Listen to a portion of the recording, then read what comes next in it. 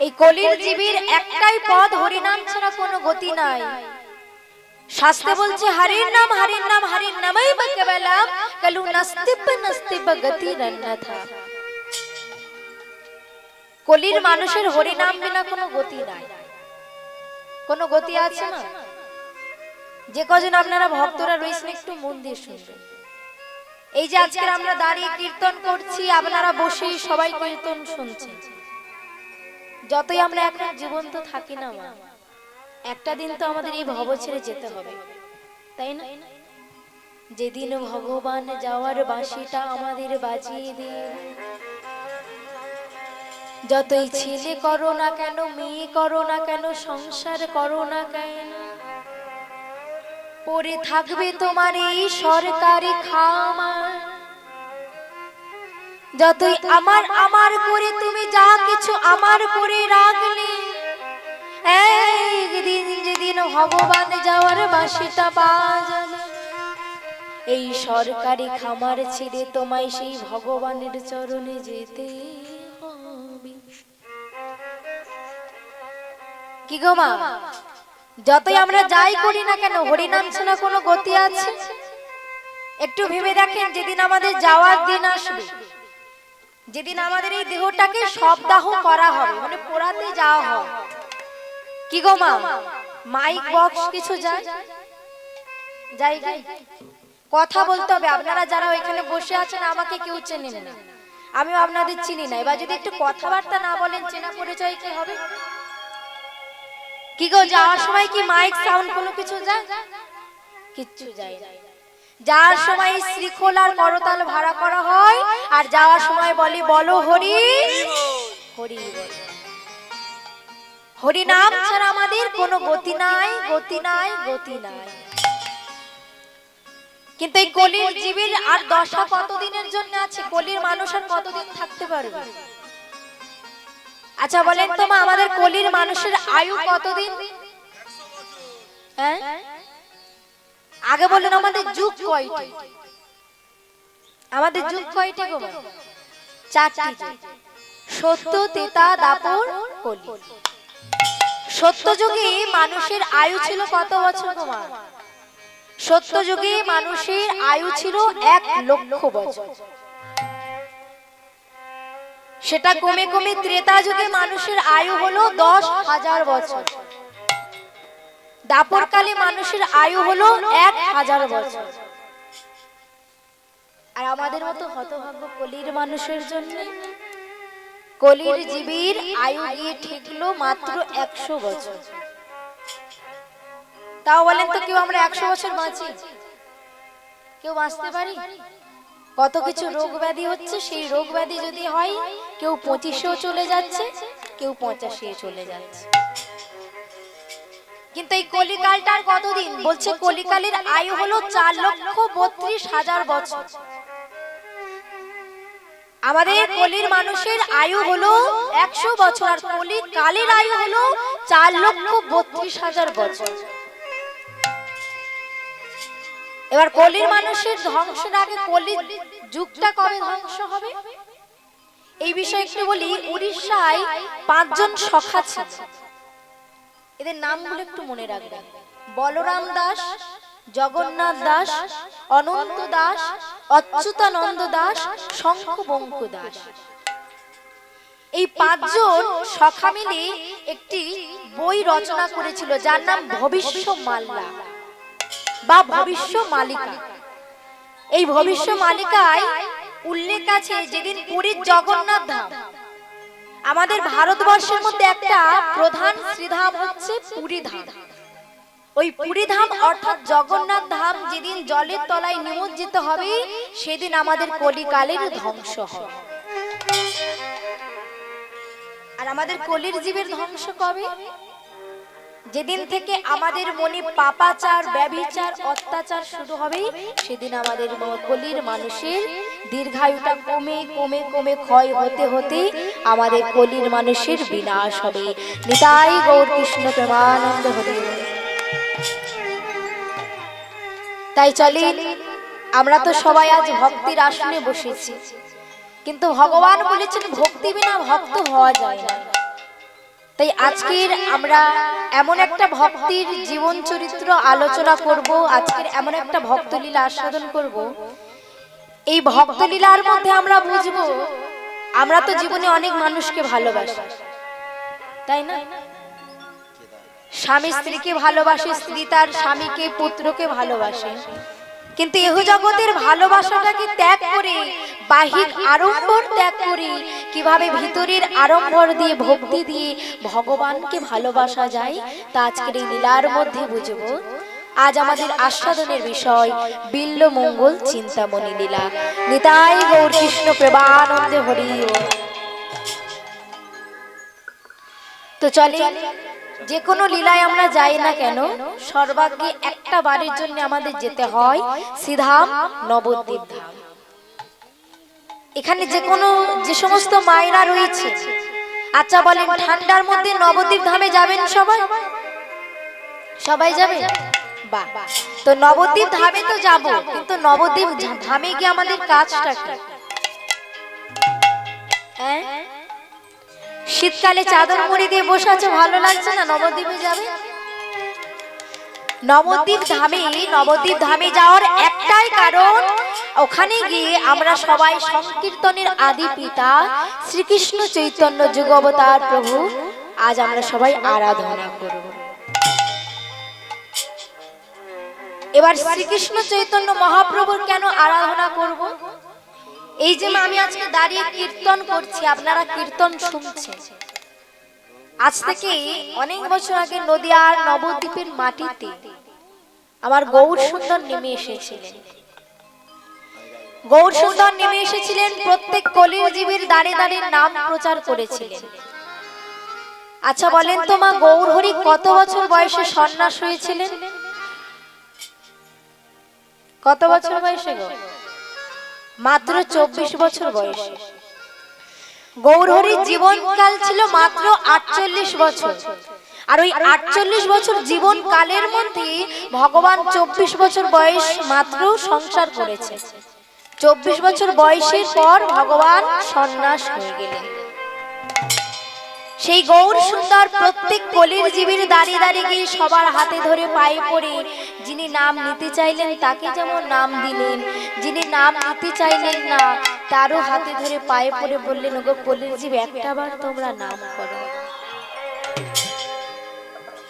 বলে অনেক কাজ তো আমরা সারাদিনে করি, কিন্তু সারা দিনান্তে ভগবানকে একবারের জন্য আমাদের ডাকার সময় হয় না। তো ভগবানকে যখন ডাকতে পারি না, ভগবানের সেই মহামন্ত্র নাম, যা নাম গোলক গোপনে ছিল, যে নাম ভগবান প্রত্যেক কলির জীবের দাঁড়িয়ে দাঁড়িয়ে গিয়ে সবার হাতে ধরে পায়ে পড়ে বললেন, ওগো নাম করো, নাম ছাড়া গতি নাই। সংকীর্তনের প্রারম্ভে যদি সেই গৌর হরিকে না স্মরণ করি, আমাদের নাম গাওয়া বড় বৃথা হবে।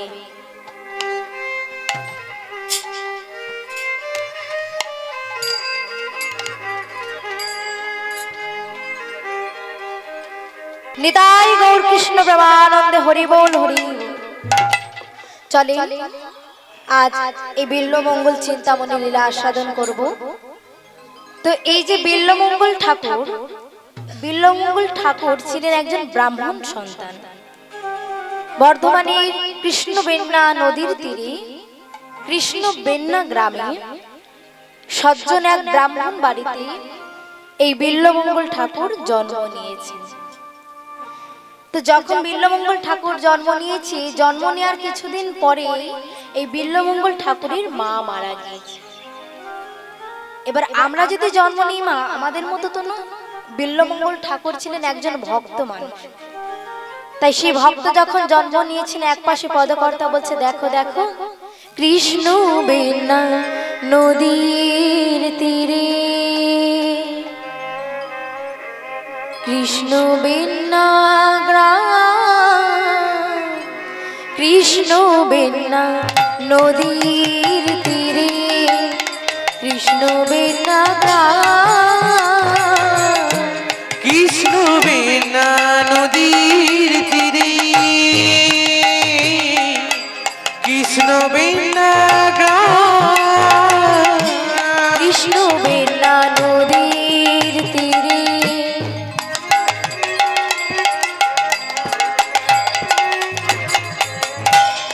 কৃষ্ণ বিনা কৃষ্ণ বিনা নদীর তীরে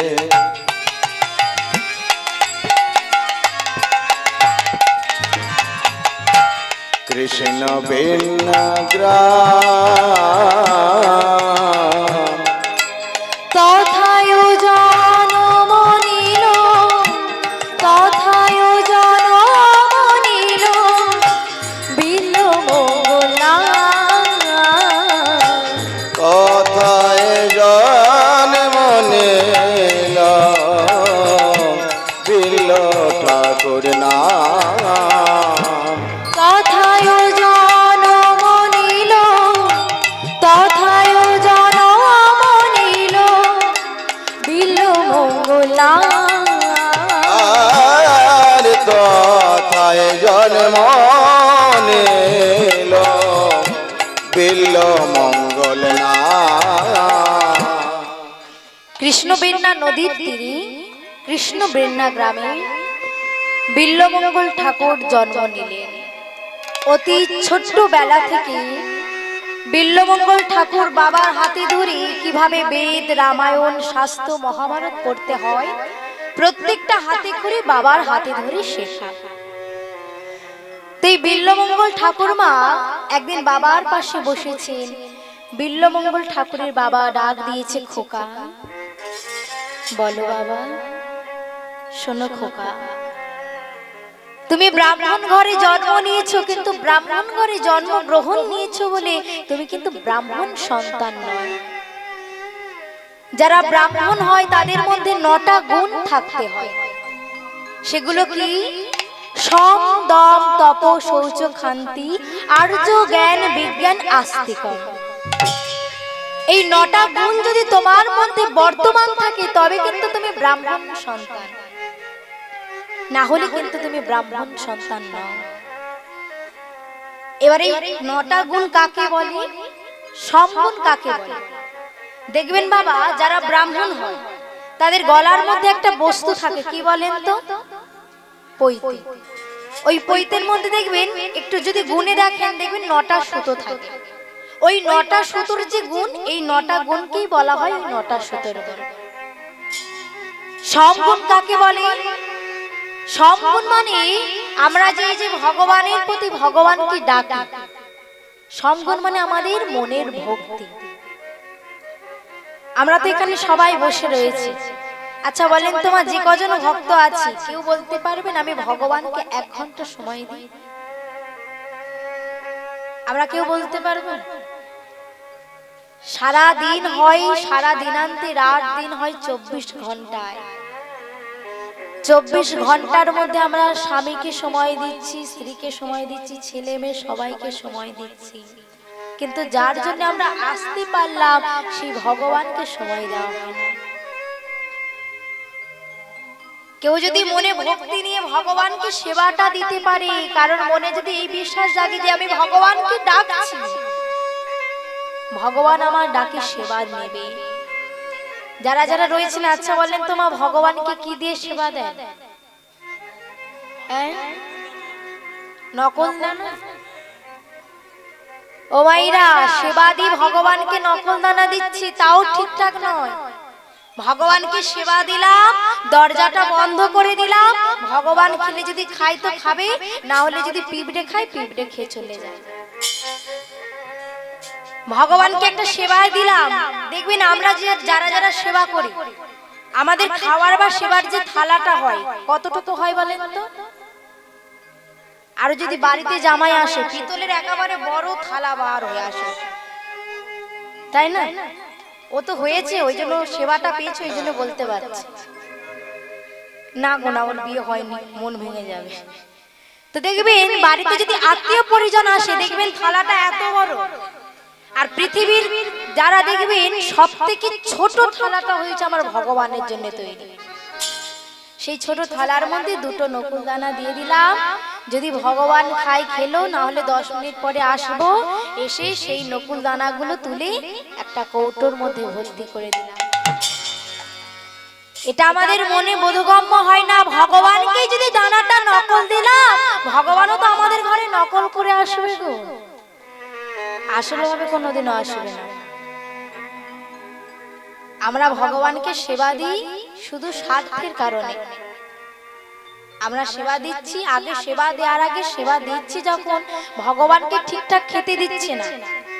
খেতে দেওয়ার আগে বলছি আমার ছেলেটা যেন একটা চাকরি পেয়ে যায়, মেয়েটার যেন একটা ভালো ঘরে বিয়ে হয়ে যায়, বলি না? আগে তুমি আমায় দাও, তারপরে আমি তোমায় দেব। এটা আমাদের মনের ভক্তি। আমরা তো মা ভক্ত হতে পারি না, কিন্তু যারা প্রকৃত ভক্ত, আমাদের মতো ভক্ত নয়, যারা প্রকৃত ভক্ত হয় ভগবানের সম্মুখে বসে একটা তুলসী পত্র চোখের জলে ভগবানকে সেবা দেয়।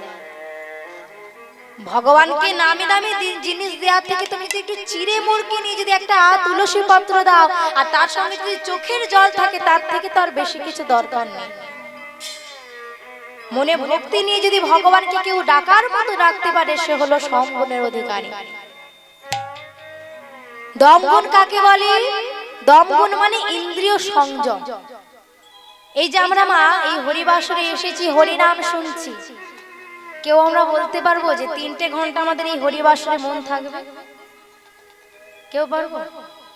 কারোর মনে হবে একটু ঘরে গিয়ে রান্নাটা চাপিয়ে দিয়ে আসি, কারোর মনে হবে এই সময় ভালো সিরিয়ালটা চলে একবার দেখে আসি। আমরা নিজেদের মন প্রাণটাকে সংযম করতে পারি না, কিন্তু মন প্রাণটাকে সংযম করে কেউ যদি ভগবানের পথে পথি হতে পারে, তাহলে ভগবান দেখবে তোমাকে একবার ডাকার মতো ডাকবে। এহ জগতে দেখবেন মা, আমরা যখন কোনো বিপদে পড়ি তখন আমরা ভগবানের সান্নিধ্যে যাই, কারণ আমরা নিজেরাই জেনে গেছি যে এহ জগতে কোনো সমস্যায় যদি পড়া যায়, সমাধানের একটাই পথ, সেটা হলো আমার ভগবান। একটু ভেবে দেখেন, মহাভারতে যে কুরুক্ষেত্রের যুদ্ধ হয়েছিল, ওই যুদ্ধে যখন বিপদে পড়েছিল, দুর্যোধন কার পরামর্শ নিয়েছিল? মামা শকুনি। আর অর্জুনরা কার পরামর্শ নিয়েছিল? ভগবান কৃষ্ণচন্দ্র। তাহলে দুর্যোধন পরামর্শ নিল, সমস্যায় পড়লো, বিপদে পড়লো, আর বিপদে পড়ে সমস্যায় পড়ে মামা শকুনির আদেশ নিল, উপদেশ নিল, তাতে তার কি অবস্থা হলো? ওই ভগবানের পক্ষে যারা ছিল তাদের হাতে মৃত্যু অনিবার্য হলো, আর ভগবানের যারা উপদেশ নিলেও তারা কুরুক্ষেত্রের মাঠে জয়ী হলো। নিতাই গৌর কৃষ্ণ প্রেমানন্দে হরি। যদি ভগবানকে তুমি ডাকার মতো ডাকো, যদি ভগবানের পরামর্শটা তুমি তোমার সমস্যায় প্রয়োজনীয় ভাবে নিতে পারো, দেখবে সেই সমস্যা থেকে তুমি একদিন সমাধান পাবে। ঠিক নিজের ইন্দ্রিয়কে তোমায় সংযম আগে করতে হবে। ইন্দ্রিয় সংযম করে ভগবানকে যদি রাখতে পারো, তবে তুমি দমগুণের অধিকারী। শৌচগুণ কাকে বলে? শৌচ মানে কি মা? পরিষ্কার বা পবিত্রতা। আমি একজন ব্রাহ্মণ হয়েছি, ব্রাহ্মণ সন্তান হলাম, কিন্তু অন্যের উন্নতি আমার সহ্য হয় না। অনেকে দেখবেন অন্যের উন্নতি সহ্য হয় না, একতলা বাড়ি আছে সেটা যদি 3 তলা হয়ে যায়, মনের মধ্যে কিন্তু খুব হিংসা জ্বলে। হ্যাঁ, কিভাবে পয়সাটা আসলো, টাকাটা আসলো, মনে একটা চলে না? কিন্তু এই মনটাকে যদি পরিষ্কার করে হিংসা, কাম, ক্রোধ, লোভ, মদ, মোহ, মাৎসর্য, স্বার্থ যদি দূরীভূত করে কেউ ভগবানকে ডাকে, সে হলো শৌচ গুণের অধিকারী। আর্যগুণ কাকে বলে? আর্যগুণ মানে সরলতা। আমরা যদি কেউ ব্রাহ্মণ হই, আগে আমাদের মনটাকে সরল করতে হবে, একটা ছোট শিশুর মতো। একটা ছোট শিশুর মন যেমন সরল থাকে, তেমন একটা ব্রাহ্মণকে তার মনকে সরল করতে হয়, তাছাড়া কিন্তু কোনোদিনও হবে না। জ্ঞান কাকে বলে? জ্ঞান মানে যারা ব্রাহ্মণ হয় মা, দেখবেন তারা শুধু গিয়ে ওই আপনাদের পুজো করছে সেটা কিন্তু নয়, নানা পুঁজি পাঠ, নানা পুঁথি, নানা শাস্ত্র তাদের অধ্যয়ন অধ্যাপন করতে হয়, তবে কিন্তু সে ব্রাহ্মণ হতে পারে। তাই জ্ঞান মানে তোমাকে শাস্ত্রের জ্ঞান রাখতে হবে, তবে তুমি ব্রাহ্মণ হতে পারবে। বিজ্ঞান মানে বিশেষ জ্ঞান, শাস্ত্রের জ্ঞানের পাশে তোমাকে বিশেষ জ্ঞানও রাখতে হবে। ক্ষান্তি মানে কি? ক্ষান্তি মানে ক্ষমা করার গুণ। আমি একজন ব্রাহ্মণ হলাম, কিন্তু আমার কাছে কেউ একটা ছোট্ট ভুল করলো, সেই ভুলটা আমি ক্ষমা করতে পারলাম না, তাহলে আমি ব্রাহ্মণ নই। আর সবার শেষে হলো আস্তিকম। আস্তিকম মানে ভগবানের প্রতি বিশ্বাস বা ভক্তি। এই 9টা গুণ যদি তোমার মধ্যে বর্তমান থাকে তবে কিন্তু বাবা তুমি ব্রাহ্মণ গুণের অধিকারী। তো বিল্লমঙ্গলকে বলেছি, বিল্লমঙ্গলে তো মা বেশি বয়স নয়, 5 থেকে 6 বছর বয়স। ওই বিল্লমঙ্গল ঠাকুর বাবার কথা মাত্র ভগবানের সম্মুখে এসে বসেছে, এসে ভগবানের চরণখানি ধরে ভগবানের দিকে অপলক নয়নে তাকিয়ে আছে। 5 বছরের বাচ্চা ছেলে মা, আমাদের ঘরের ছেলেদের কিন্তু একটু ভক্তি থাকে না। ভগবানের দিকে অপলক নয়নে তাকিয়ে আছে, আর তাকিয়ে তাকিয়ে নয়ন দিয়ে জল বর্ষণ হচ্ছে। ভগবানের চরণখানি ধরে বলছে, দয়াময় তুমি আমাকে ব্রাহ্মণ ঘরে জন্ম দিয়েছো ঠিক, আমি একজন ব্রাহ্মণ সন্তান হয়েছি বটে, কিন্তু এই 9টা গুণ আমার মধ্যে যে বর্তমান আছে সেটা আমি বলতে পারবো না। আজ অনেক ভক্তি নিয়ে অনেক ভরসা নিয়ে তোমার কাছে এসেছি। শুনেছি তুমি নাকি কৃপাময়, শুনেছি তুমি নাকি করুণাময়, ভক্তের ডাকে ডাকে তুমি সাড়া দাও দয়াময়। আজ যখন আমি তোমার চরণে বসেছি, তোমার কাছে একটা নিবেদন, হয়তো আমি তোমাকে ডাকার মতো ডাকতে পারবো না, কিন্তু তুমি যেন আমার ডাকে সাড়া দিও। ভগবান মৃদু মৃদু হাসছে, তোর ডাকে যে আমি সাড়া দেব, এমন কি কাজ করেছিস যে তোর ডাকে সাড়া দেব? এমন কি পুণ্য করেছিস যে তোর ডাকে সাড়া দেব?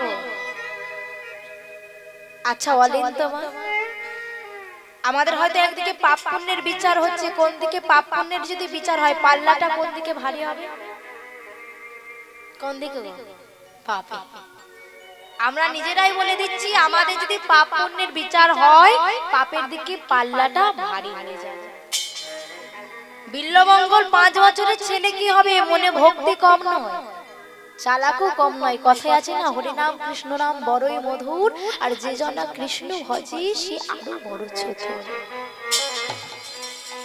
বিল্লমঙ্গল মৃদু মৃদু হাসছে, দয়াময় তুমি যদি আমার পাপ পুণ্যের বিচার করো কি পাবে জানো? কি পাবো? তুমি যদি আমার পাপ পুণ্যের বিচার করো তুমি পাবে গণইতে দোষ,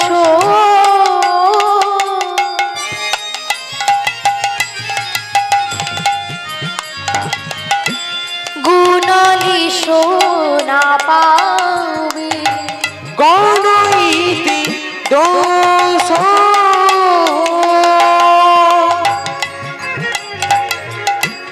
গুণলি সোনা পাইবি। আমি বললাম গণইতে দোষ, গুণলে সোনা পাও। ও মাইরা, সোনা মানে কি গো? সোনা মানে কি? যেগুলো কানে নাকে পড়ে আছো না, এই সোনা মানে আমাদের পাপ।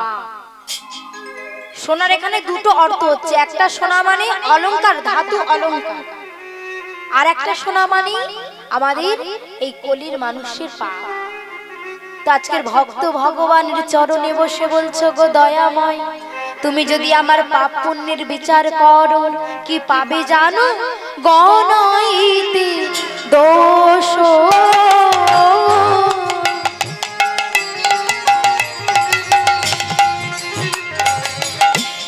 গুণলে সোনা পাওবে, গণইতে দোষ,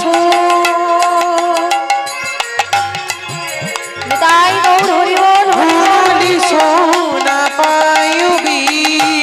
যাব তু করো হো বিচার, আমি যাব তু করো বিচার, যাব তু করো হো বিচার, আমার যাব তু করো বিচার, আমার গুণ তো কিছুই পাবে না মাধব, গুণ তো কিছুই পাবি না মাধব, গুণ তো কিছুই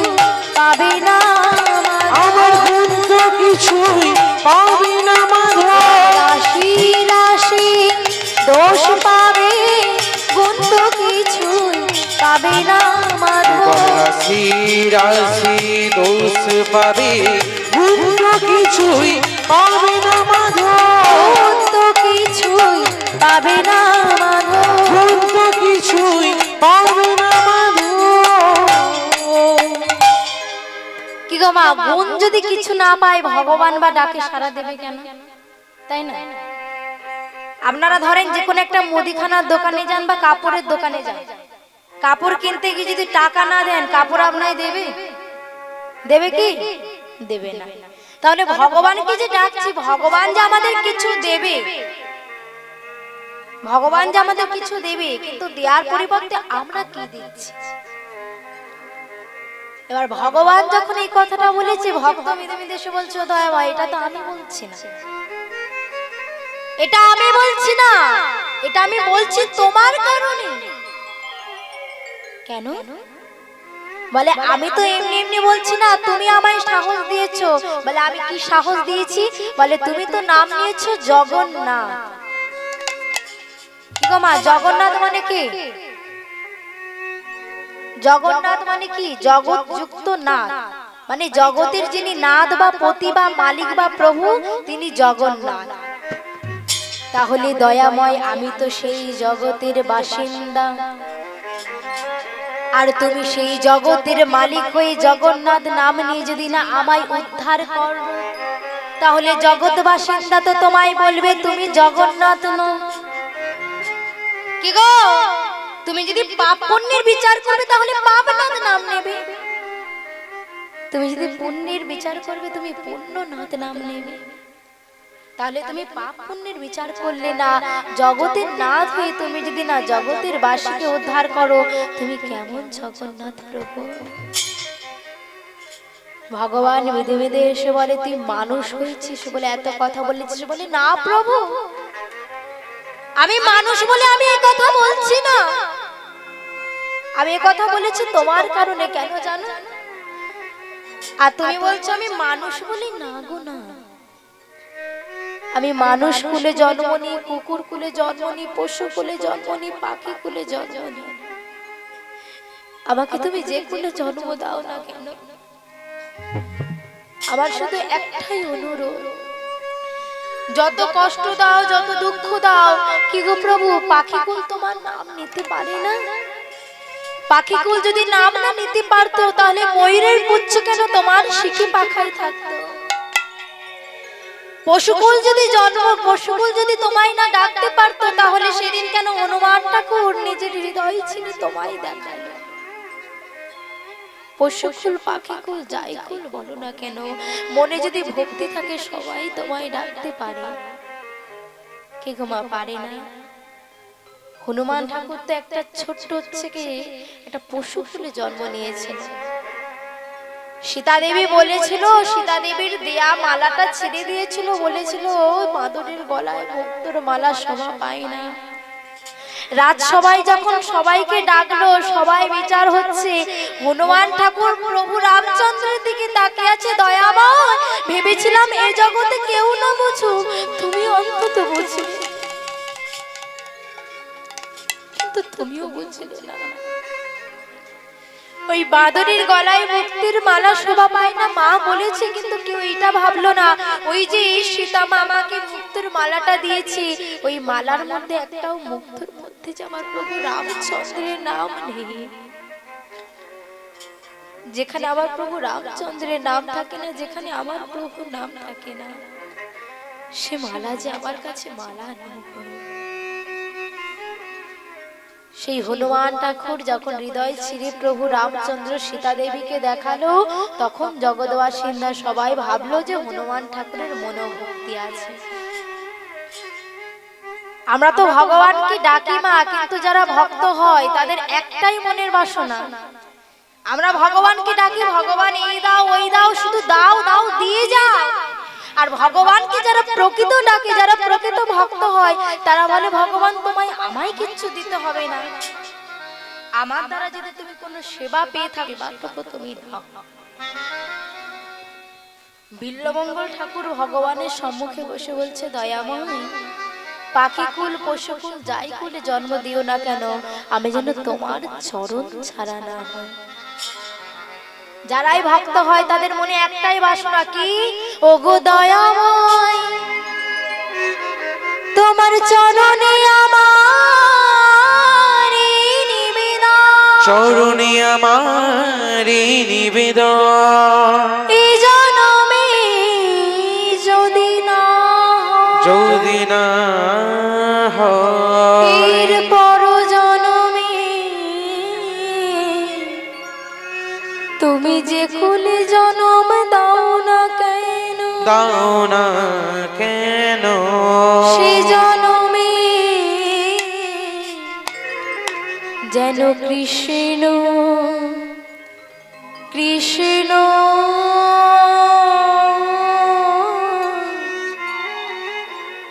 কৃষ্ণ বলিতে পারি। নিতাই গৌর যেন কৃষ্ণ কৃষ্ণ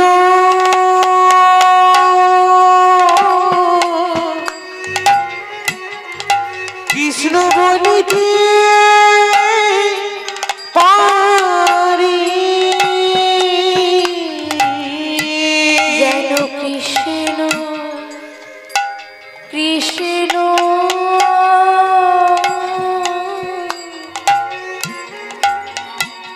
কৃষ্ণ বলিতে পারি। প্রভু জন কৃষ্ণ কৃষ্ণ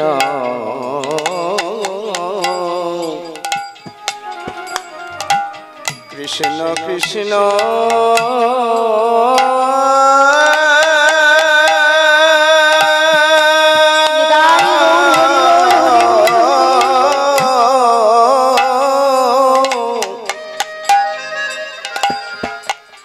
কৃষ্ণ বলে আমি যেন জনমে জন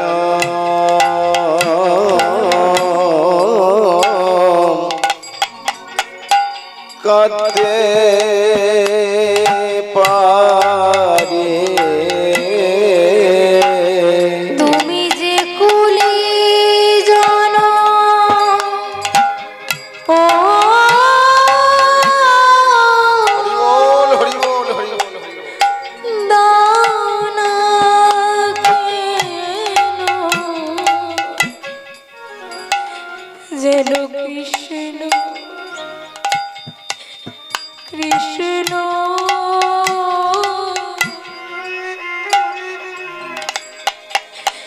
কৃষ্ণ বলিতে পারি। আমায় যে খুলে জানা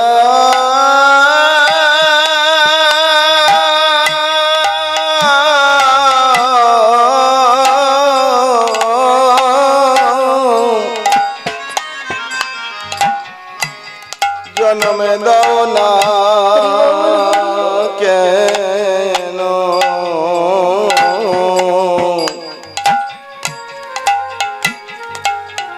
যেন কৃষ্ণ কৃষ্ণ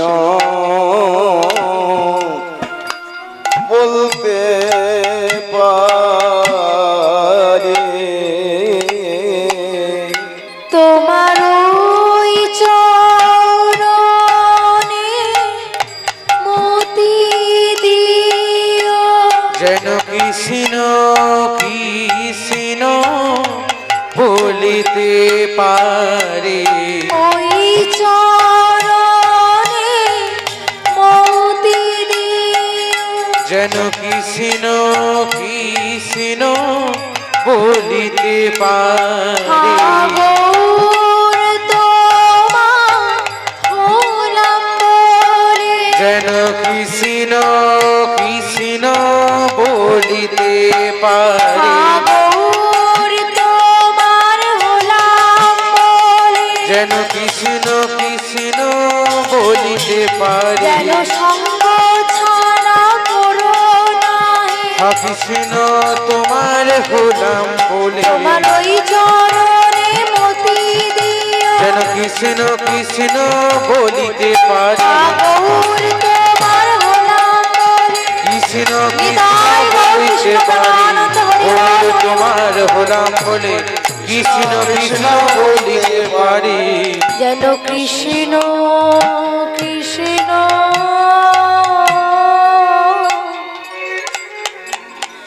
কৃষ্ণ বলিতে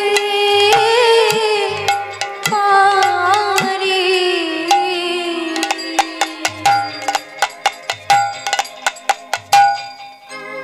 বিল্লমঙ্গল ঠাকুর ভগবানের সম্মুখে নয়ন জলে কাজ। ছোট্ট ছেলেটার পাশে বাবা বসেছে। খোকা, এতটুকু ছেলে তোর মনে এত ভক্তি, আর আমি কতদিন ধরে ভগবানকে ডাকলাম, ভগবানের জন্য আমার চোখে জল আসলো না। বেশ, তোর মনে ভক্তি যখন জাগ্রত হয়েছে, আমার ভগবানকে যখন তুই চিনতে চাচ্ছিস, আমিও তোকে ভগবানকে চিনিয়ে দেব। ও খোকা, একটা আবার আমার সঙ্গে বলবি বাবা? কি বলবো বাবা? আমার সঙ্গে একটু ভগবানের নাম করবি? বলো বাবা, কি নাম করব? বলে শোন, আমরা যদি ভগবান কৃষ্ণকে ডাকি, রাধারানীকে ডাকা হবে না। আবার যদি রাধারানীকে ডাকি, কৃষ্ণকে ডাকা হবে না। কিন্তু এমন একজনকে ডাকলে ওই রাধা কৃষ্ণ দুজনের নাম করা হবে। কি বলতো ও মায়েরা, কার নাম করলে দুজনকে ডাকা হবে? আচ্ছা বলেন তো, যিনি কৃষ্ণ তিনি কি গৌর? আমি যদি বলি না, কথাটা উত্তরটা হয়েছে, কিন্তু 100-র মধ্যে আপনারা 50 পেয়েছেন, 50 এখনো ভুল আছে। বলে একা কৃষ্ণ গৌর হয় নাই। চৈতন্য চরিতামৃতে কৃষ্ণদাস কবিরাজ গোস্বামী কলম দিলেন, রাধা কৃষ্ণ এক আত্মা, দুই দেহ ধরি অনন্য বিলাস রস আস্বাদন করি, সেই দুই রস এবে চৈতন্য গোসাই শ্রী রাধার ভাবার সাথীতে দোহে হইলা একঠাই। রাধা কৃষ্ণ মিলিত তনু আমার গৌর হরি, যার অন্তে কৃষ্ণ বাইরে রাধা, সেই তপ্ত কাঞ্চন গৌরাঙ্গিনী যেমন রাধা রানী, বাইরে যেমন তার ভাব, তেমন ভাব আমার গৌর হরি। তো ছোট্ট ছেলেটাকে পাশে রেখে বলছে, খোকা আমার সঙ্গে একটু নাম করবি? কার নাম বাবা? বল আমার সঙ্গে, ভজ গৌরাঙ্গ কহ গৌরাঙ্গ। আশা করি নামটা সবার জানা আছে। একটু সবাই মিলে বাহু তুলে একসাথে। যারা পিছনে রয়েছে, ঠান্ডা সবার লেগেছে, কিন্তু কষ্ট না করলে কি কেষ্ট মিলবে? একসাথে বাহু তুলে, ভজ গৌরাঙ্গ কহ গৌরাঙ্গ লহ গৌরাঙ্গী নামেরি। ভজ গৌরাঙ্গ সবাই মিলে বাহু তুলে একসাথে, গৌরাঙ্গ লহ গৌরাঙ্গের নামে রে। ভজ গৌরাঙ্গ কহ গৌরাঙ্গ লহ গৌরাঙ্গী নাম রে। ভজ গৌরাঙ্গ কহ গৌরাঙ্গ লহ গৌরাঙ্গের নামে রে। যে জনা গৌরাঙ্গ ভজে সে হয় আমার প্রাণ রে। যে জন গৌরাঙ্গ ভজে সে হয় আমার প্রাণ রে। যে জনা গৌরাঙ্গ ভজে সে হয় আমার প্রাণ রে। যে জন গৌরাঙ্গ ভজে সে হয় আমার প্রাণ রে। ভজ গৌরাঙ্গ কহ গৌরাঙ্গ লহ গৌরাঙ্গীর নাম রে।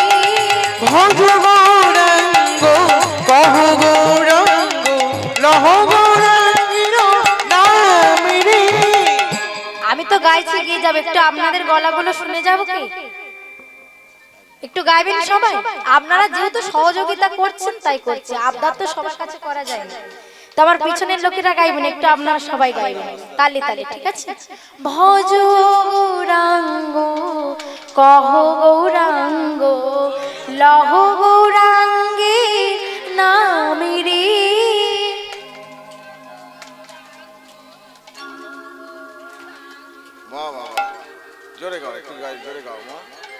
আচ্ছা দাঁড়া, এখানে বাবারা দাদা ভাইরা কোথায় বলো তো? পিছনে এপারে আছে কিছু জন।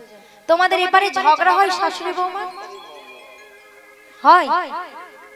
ও তো সব জায়গায় হবে।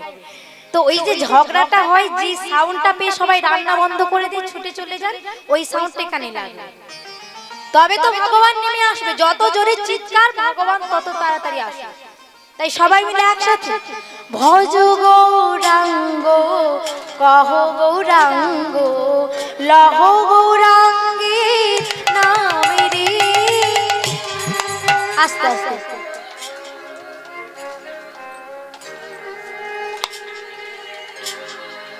ভালো হয়েছে। যারা জোরে রেখেছো ভগবান আসবে, আর যারা ক্লিপটে আস্তে রেখেছো ভগবান আসবে।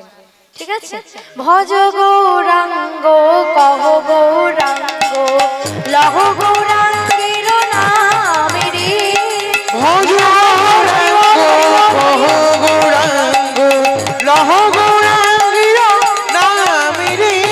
ভজ গৌরাঙ্গ, কহ গৌরাঙ্গ, লহ গৌরাঙ্গের নামে রে। ভজ গৌরাঙ্গ, কহ গৌরাঙ্গ, লহ গৌরাঙ্গের নামে রে। নিতাই গৌর কৃষ্ণ প্রেমানন্দে হরি। বলি রাধা রানী কি, শ্যাম সুন্দর কি, নিত্যানন্দ প্রভু কি, অষ্টসখী শিরোমণি রাধা রানী কি। আনন্দ হয়েছে কি? হয়েছে তো? বাহ, জয় নিতাই। তো বিল্লমঙ্গল ঠাকুর ধীরে ধীরে বাবার হাতে খড়ি, বাবার হাতে ধরে ধরে শিখে শিখে উপযুক্ত একজন ব্রাহ্মণ হয়ে উঠলেন। শুধু কৃষ্ণবেন্না গ্রাম নয়, কৃষ্ণবেন্না নদীর পারে গ্রাম নয়, পুরো পৃথিবীর মধ্যে ভারতবর্ষের মাঠে ছড়িয়ে পড়লো যে বিল্লমঙ্গল ঠাকুর মাত্র যৌবন বয়সে একজন উপযুক্ত ব্রাহ্মণ হয়েছে। চারিদিকে নাম ছড়িয়ে পড়েছে। বিল্লমঙ্গল ঠাকুর সবসময় নামে, ঠাকুরের নাম করে, ঠাকুরের গুণগান করে, আর অন্য কোনো চিন্তা ভাবনা নয়। এবার তো ভগবানের পরীক্ষা শুরু। বলে কত বড় ভক্ত হয়েছে, একটু মায়ার মধ্যে বেঁধে দেখতে হবে যে ভক্তের ভক্তিটা কতটুকু। বিল্লমঙ্গল ঠাকুর একদিন সখাদের সঙ্গে সবাইকে নিয়ে গিয়েছে নদীর পাড়ে মাঠে খেলা করতে। এবার খেলা করতে করতে কিছুজন সখা কি করেছে, বিল্লমঙ্গল ঠাকুরকে ডেকেছে। আয় বিল্লমঙ্গল, বল সখা, আচ্ছা আমাদের এই গ্রামের মধ্যে আমরা তো কেউ ব্রাহ্মণ নই, তুই ব্রাহ্মণ, আর সবসময় ভগবানের কথা মনে করিস। আচ্ছা তোদের কাছে আমার একটা প্রশ্ন আছে, আমাদের বড় সাধ জেগেছে, একটা প্রশ্ন জেগেছে, ভগবান কি খেলে রে? বিল্লমঙ্গল ঠাকুর মৃদু মৃদু হাসছে, বলে আমরা খেলে আর ভগবান খেলে না? ভগবানও খেলে, তবে একটা পার্থক্য কি জানিস? ভগবানের খেলার সঙ্গে আমাদের অনেকগুলো পার্থক্য। প্রথম পার্থক্য কি, ভগবান যদি খেলে সেটা হয় লীলা, আর আমরা যদি খেলা করি সেটা হয় খেলা। দ্বিতীয় পার্থক্য কি? আচ্ছা বলেন তো মা, আপনাদের ঘরের ছেলেমেয়েরা কোথায় খেলে? ফোনে। এখন ফোনে খেলে, তখনকার দিনে কি আর ফোনটা ছিল? মাঠে ঘাটে খেলা করতো। এ গেল আমাদের ঘরের ছেলেমেয়েরা মাঠে ঘাটে খেলা করে, কিন্তু ভগবান তো খেলে, সেটা কোথায়?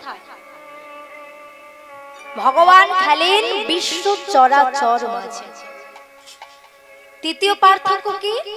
দেখবেন আমরা যে খেলাধুলা করি, খেলতে খেলতে দেখবেন যদি ছেলেমেয়েরা পড়ে যায়, রক্ত ঝরে, আঘাত লাগে, লাগে না? ব্যথা পায়, কত কষ্ট পায়। আমাদের খেলার মধ্যে কষ্ট আছে, ব্যথা আছে, যন্ত্রণা আছে, কিন্তু ভগবান যে নামের খেলাটা খেলেছেন সেখানে কোথাও ব্যথা নেই, শুধু আনন্দ আর আনন্দ। চতুর্থ পার্থক্য কি? আমাদের খেলার মধ্যে দুটো পক্ষ হয়, তাই না? একদল হারে, একদল জেতে। কিন্তু ভগবান যে হরিনামের খেলাটা শুরু করেছেন, যে হরিনামের বন্যা বইয়ে দিলেন এই কলির মানুষের দ্বারে দ্বারে, সেখানে কিন্তু একটুও পরাজয় নেই, শুধু আছে জয়ের আনন্দ। নিতাই গৌর কৃষ্ণ প্রেমানন্দে হরি বল। সেই খেলাটা কেমন? ভগবান যে খেলাটা খেলেছেন সেই খেলাটা বিশ্ব চরাচর মাঝে খেলেছেন। খেলাটা কেমন? খেলিছো এ বিশ্বলয়ে বিরাট শিশু আনো মনে খেলিছ।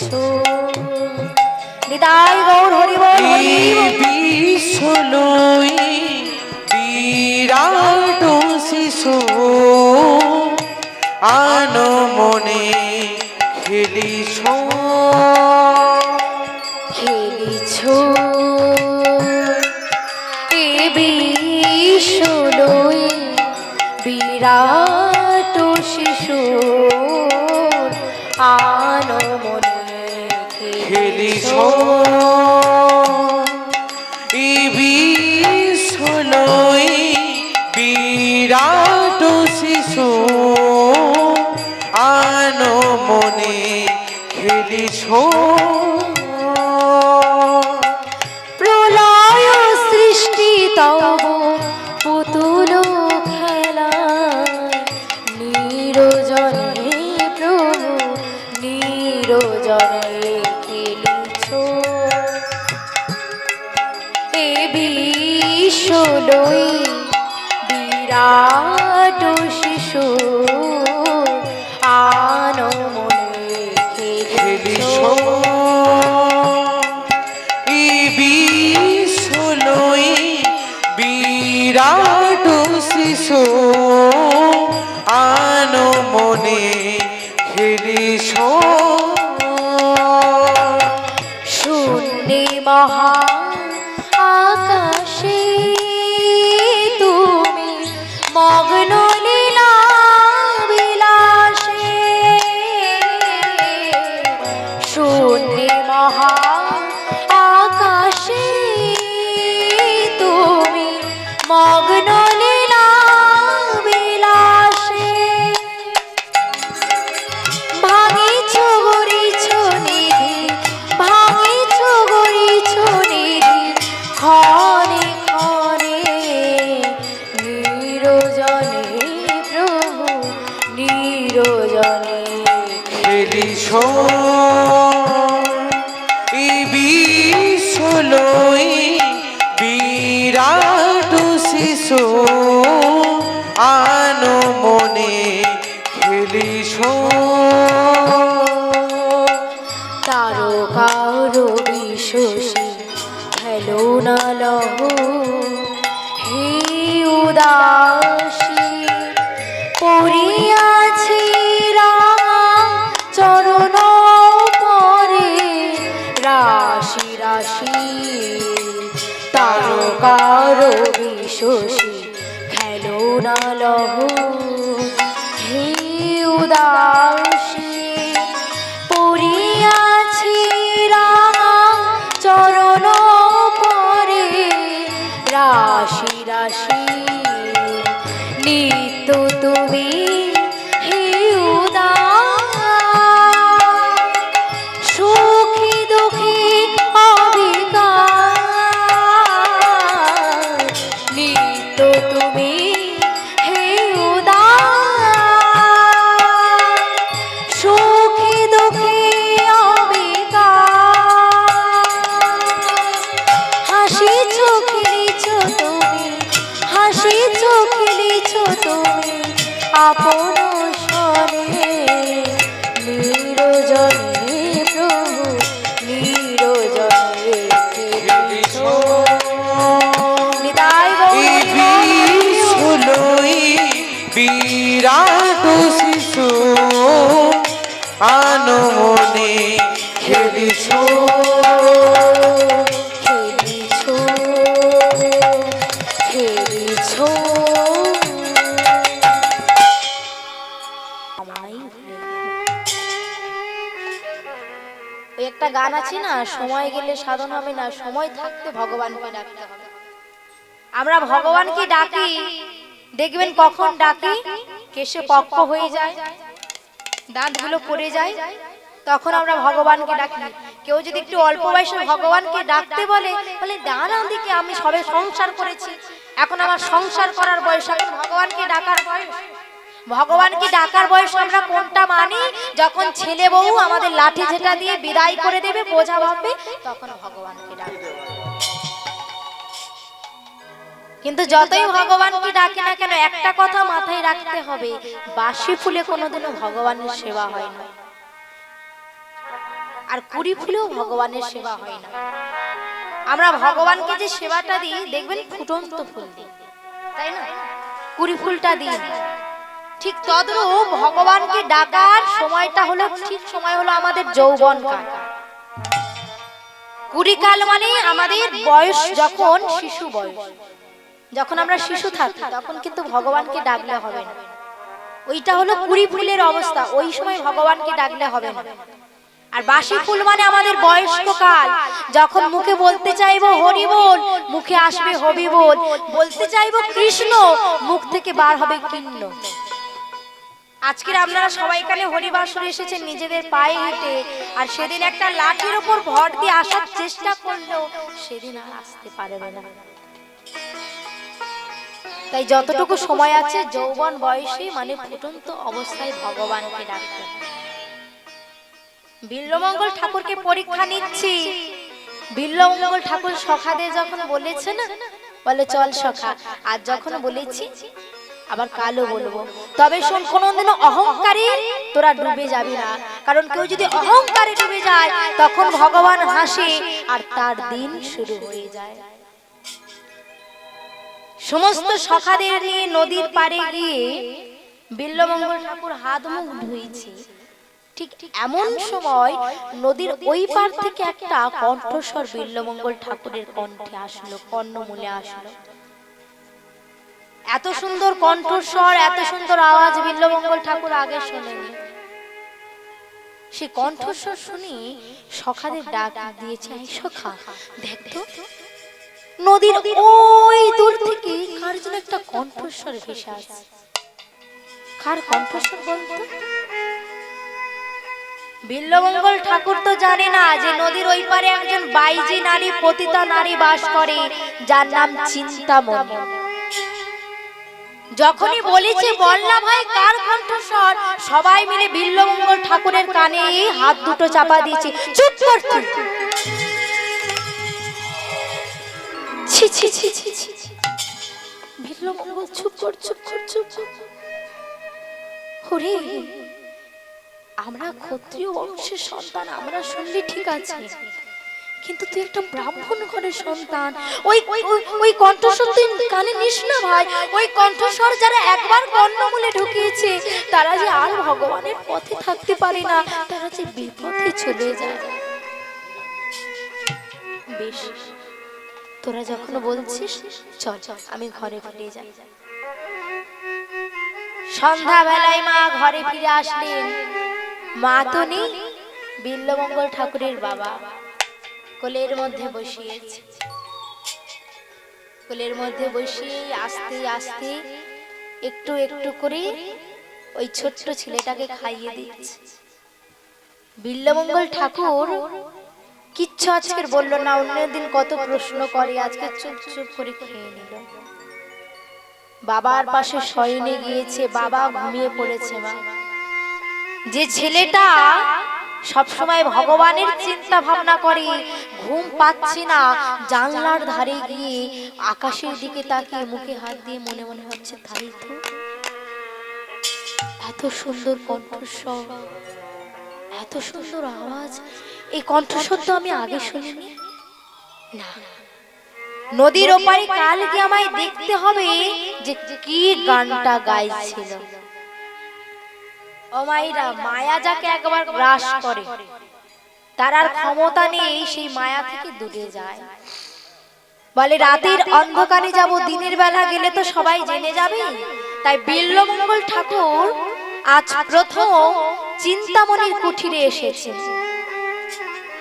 আর এই যে চিন্তামণির কথা বলছি মা, চিন্তামণি বাইজি নারী, পতিতা নারী হতে পারে, কিন্তু দেখতে অপরূপ সুন্দরী। একে তো দেখতে সুন্দর, তারপরে আরো সুন্দর করে সেজে গুজে মোহময়ী রূপ ধরে পরিপাটি ভাবে সেজে গুজে সমস্ত জমিদারদের সম্মুখে বসে আজকে নৃত্য করছে। নৃত্য শুরু করেছে। বাজুবন্ধ বাজুবন্ধ খোলা খোলা যা যায় বাজুব খোলা খোলা যা সাবরিয়া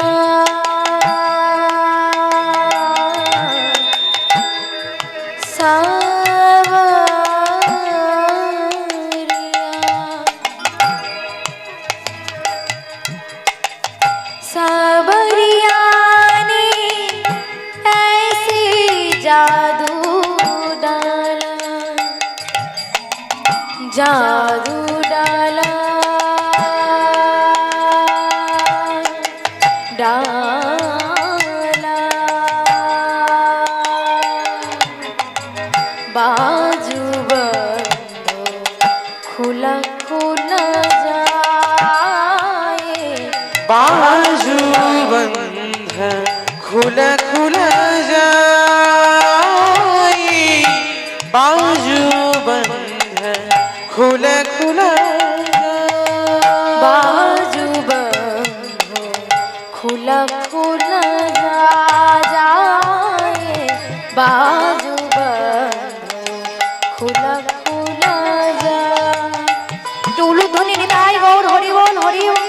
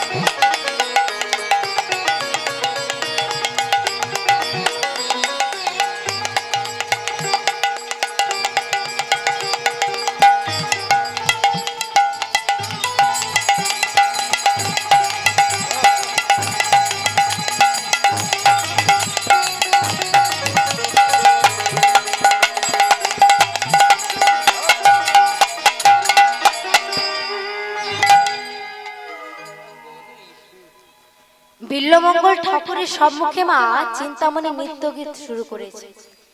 আর বিল্লমঙ্গল ঠাকুর যেই না ওই নৃত্য গীত দেখেছে, শুধু চিন্তামণির রূপে নয়, চিন্তামণির নৃত্য গীত রূপে তিনটি দেখে প্রেমে পড়ে গিয়েছে। এবার বিল্লমঙ্গল ঠাকুর বাইরে বসে আছে, আর ওই চিন্তামণির কিছু দাস দাসী আছে। তাদের কাজ কি, যখন কোনো জমিদার আসবে তাকে চিন্তামণির রূপে ঘায়েল করে তাদেরকে ভিতরে আনা। এবার সবাই ছুটে গিয়েছে, আর বিল্লমঙ্গল ঠাকুর তো ব্রাহ্মণ ঘরের ছেলে, দেখতে খুব সুন্দর। ছুটে গিয়েছে, আসুন বাবু ভিতরে আসুন, ভিতরে আসুন, নৃত্য দেখবেন না গান শুনবেন? আমাদের চিন্তামণি যেমন নাচে তেমন গান করে, আর দেখতেও সুন্দর, আপনি ভিতরে আসুন। ভিতরে গিয়ে আস্তে আস্তে চিন্তামণির নৃত্য গীত দেখলেন। আস্তে আস্তে চিন্তামণির প্রেমে মগ্ন হয়ে গেলেন। আগে আগে রাত্রিবেলা আসতেন, এখন আর রাতে আসে না। দিন রাত যখনই সময় পায় চলে যায়, কারোর বদনাম, কারোর কোনো কথাই কান দেয় না। আচ্ছা বলেন মা, পাড়ার যদি একটা ছেলে খারাপ পথে যায়, আপনারা হলে কি করবেন? পরের ছেলে পরমানন্দ, যত উচ্ছন্নে যায় তত আনন্দ, তাই না? এটা তো আমাদের এখনকার লোক। তো বিল্লমঙ্গল ঠাকুর পাড়ার মধ্যে একমাত্র ব্রাহ্মণ, সবাই ডাক দিয়েছে, ছেলেটাকে কত বোঝাচ্ছে, ও খোকা তুই একটা ব্রাহ্মণ ঘরের ছেলে, তুই ভুল পথে তুই যাস না। এত বারণ, এত নিষেধের পরও ছেলেটা কারোর কথা শোনে না। মায়া যে গ্রাস করেছে। সবাই ভাবলো ছেলেকে যখন বলে হচ্ছে না, ছেলের বাবার কাছে সবাই নালিশ করবে। সবাই দিনের বেলা এসেছে বিল্লমঙ্গল ঠাকুরের বাবার কাছে। পুরোহিত ঠাকুর, কি হয়েছে? আপনারা সবাই এখানে? বলে শোনেন, আপনার ছেলে এই গ্রামের মধ্যে একমাত্র ব্রাহ্মণ, আপনার পরে খুব ভালো নাম হয়েছিল, ছেলেটাকে আমরাও খুব বড় ভালোবাসতাম। কিন্তু আপনার ছেলে ওই চিন্তামণির প্রেমে পড়ে, চিন্তামণির রূপে পড়ে ছেলেটা যার সঠিক পথে নেই। আপনি যতই ব্রাহ্মণ হন, যতই আমরা আপনাকে ভালোবাসি না কেন, কিন্তু আমাদের একটা নিয়ম আছে, আপনার ছেলে যেমন ভাবে চলছে এমন ভাবে যদি চলে আপনাদেরকে এক ঘর করে দেওয়া হবে। ও মাইরা, সবাই বলে চলে গিয়েছেন, বিল্বমঙ্গল ঠাকুর চিন্তামণির কক্ষ থেকে চলে আসলেন, রাতের বেলা এসেছি নিজের গৃহে। অন্যদিন বিল্বমঙ্গল ঠাকুর আসা মাত্র বিল্বমঙ্গল ঠাকুরের বাবা অন্ন সমস্ত কিছু সেবা বেড়ে রাখে, আজকে কিচ্ছু করে না। ছেলেটা যেই না এসেছে, ছেলেটা আর কাছে ছুটে গিয়েছে, আচ্ছা খোকা, তোর যে মা মারা গিয়েছে সেটার কি কোনো অভাব আমি রেখেছি? না বাবা। তোর কি খাওয়া পড়ার কোনো অভাব রেখেছি? না। তো তোর কি আমি কোনো কিছু অভাব রেখেছি? বলে না, রাখনি। তাহলে এখানে এসে বস। আচ্ছা খোকা, তুই বলতো তুই কোন ঘরের ছিলি? কেন আমি ব্রাহ্মণ সন্তান। বেশ, ব্রাহ্মণদের কাজ কি জানিস? পূজা পাঠ করা, যাগ যজ্ঞ সমস্ত কিছু করা। শুনলাম আজকে গ্রামের লোকেরা সবাই এসেছিল আমার কাছে, বলল তুই নাকি একটা চিন্তামণি নামে কোন একটা নারী, বাইজি নারী, তার কাছে যাস। একটা ব্রাহ্মণ ঘরের ছেলে ওই বাইজি নারীর কুঠিরে যায়, এই কথাটা আমি যে শুনলাম আমার তখন মনে হচ্ছিল ওই কথাটা শোনার আগে যেন আমার মৃত্যুটা হয়ে যায়। আচ্ছা বেশ, ভুল তো মানুষ মাত্র করে, আর আমি যেহেতু ব্রাহ্মণ তোকে ক্ষমা করতে হবে, কিন্তু আমি তো একটা বাবা হয়ে তোর আমি চরণ ধরতে পারবো না, তাই তোর হাতখানি ধরে একটা অনুরোধ রাখবো। কি বাবা? শোন খোকা, যে পথে গেলে নিজের ব্রাহ্মণত্ব চলে যায়, যে পথে গেলে বদনাম হয়, যে পথে গেলে পরিবারের বদনাম হয়, এর থেকে তো ভালো হতো তুই একটু বিষ এনে আমায় খাইয়ে দিতে। তুই আমার সন্তান হয়ে একটা ভাইঝি নারীর কুটিরে গেছিস। আমি শুধু অপেক্ষায় ছিলাম যেন আমি মারা যাই, কিন্তু মরিনি। কেন জানিস? ছোটবেলায় তুই যখন মা হারিয়েছিলিস, পাড়ার সবাই আমায় বলেছিল কি জানিস, ছেলেটা তো মা হারিয়েছে, ছেলেটার যেন কোনো অযত্ন না হয়। ছোটবেলা থেকে তোর যতটুকু সামর্থ্য, যতটুকু পেরেছি তোকে খাইয়েছি, পড়েছি, কোনো অভাব তো রাখিনি। কত লোক বলেছে দ্বিতীয় বিবাহ করতে, কিন্তু আমি তাও করিনি। কেন জানিস? জানো না, তোর প্রতি ভালোবাসাটা তাকে দিতে গিয়ে তোর প্রতি ভালোবাসাটা কমে যায়। এত কিছু তোর জন্য করেছি, কোনোদিনও কিছু চাইনি আমি। এবার তো আমার যাওয়ার সময় এসেছে, একটা শুধু জিনিস চাই, বেশি না। ওই যে চিন্তামণির কুটিরে তুই যাস, সেই কুটিরে তুই আর যাস না বাবা। বাবা হয়ে তোর কাছে আমি করজোড়ে অনুরোধ করছি, যে পথে গেলে পরিবারের বদনাম হয়, যে পথে গেলে নিজের ক্ষতি হয়, সেই কাজ তুই করিস। ওমাইরা, ছেলেটা তো কোনো কথাই শোনে না। বাবা বললেন, এক কান থেকে ঢোকালেন, এক কানে বার করে দিলেন। দেখতে দেখতে কিছুদিন চলে গেল। বিল্বমঙ্গল ঠাকুরের বাবা শয্যাশায়ী। চিন্তামণির কুটিরে বিল্বমঙ্গল ঠাকুর নিত্য গীত দেখছেন। ঠিক এমন সময় বিল্বমঙ্গল ঠাকুরের পাড়ার একজন এসেছে। বিল্বমঙ্গল! কি? ও, তুমি এখানে? তুমি চিন্তামণির নিত্য গীত দেখছো, তোমার কানে কোনো খবর আসেনি কেন? কি হয়েছে? আর তুমি এমন এমন কাঁদছো কেন? ও, তার মানে কথাটা তোমার কানে আসেনি। শোনো বিল্বমঙ্গল, তোমার এখানে আমি এসেছি একটা কারণে। তোমাকে একটা খবর দেওয়ার প্রয়োজন ছিল, তাই আমি এসেছি। সেই কারণটা কি জানো? এই যে চিন্তামণির কুটিরে এসে আজকে তুমি নাচ দেখছো, গান শুনছো, ছোট্টবেলা থেকে যার হাতে ধরে তুমি হাঁটা শিখলে, যার হাতে ধরে তুমি বেদ রামায়ণ মহাভারত শিখলে, যে বাবাই পৃথিবীটাকে চেনালো তোমায়, সেই বাবা যে পৃথিবী ছেড়ে চলে গিয়েছে। বিল্লমঙ্গল ঠাকুরমা যেই না কথাটা শুনেছে যেন মাটি থেকে পাটা সরে গেল, আকাশ থেকে পড়েছে। জীবনে প্রথম একটা আঘাত অনুভব করল। কি বলছো? আমার বাবা মারা গিয়েছে? হ্যাঁ রে খোকা, তোর বাবা মারা গিয়েছে। তোদের বাড়িতে তো কেউ নেই, তাই বাবার কাজটা তোকে করতে হবে। চল ফিরে চল। বেশ, তুমি যাও, আমি এক্ষুনি যাচ্ছি। বিল্লমঙ্গল ঠাকুর চিন্তামণি নিত্য গীতির শেষের পরে চিন্তামণির হাত ধরেছ। চিন্তা, কি হয়েছে ঠাকুর? তোমার চোখে জল জল? জানো তো চিন্তা, আজ একটা কথা তোমাকে আমি বলবো বলে এখন এখানে দাঁড়িয়ে আছি। যে বাবার হাতে ধরে আমি চলা শিখেছিলাম, যে বাবা এই পৃথিবীটাকে চিনিয়েছিল, আজ আমার সেই বাবা এই পৃথিবী ছেড়ে চলে গেছে।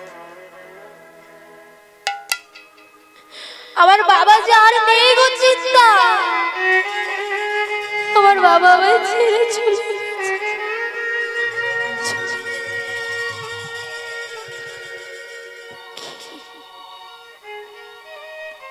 তোমার বাবা তোমায় ছেড়ে চলে গেছে, তুমি এখানে এখনো দাঁড়িয়ে আছো?